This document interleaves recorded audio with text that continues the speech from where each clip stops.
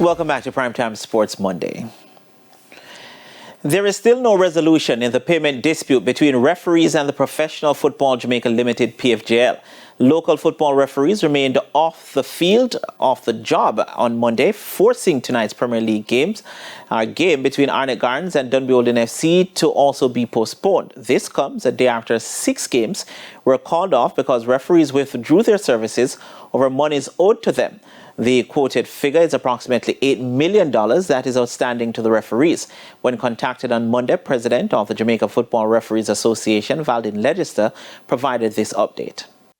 Yesterday we had a meeting, and the proposal that was put on the table for the referees is that all monies outstanding must be paid over before the referees resume their duties. I don't have the exact figure, but the information that I got, it is just under $8 million that is owed to the referees.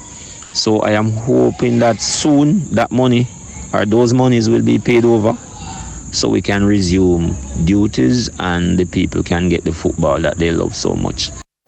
TVJ Sports understands that an offer was made to pay the referees for this week's games, while PFJL looked to settle the outstanding amount, but the officials flatly rejected the approach. A source told TVJ Sports that the PFJL has asked the Jamaica Football Federation to assist via loan agreement to settle the debt with the match officials, but no agreement was reached on Monday. This development leaves a huge cloud over the next round of games set for Thursday, but Legislature says once payment is made, the referees are willing to get back it's all about football, and at the end of the day, football must be the winner. So I'm hoping that soon we can have a resolution so the beautiful game can continue.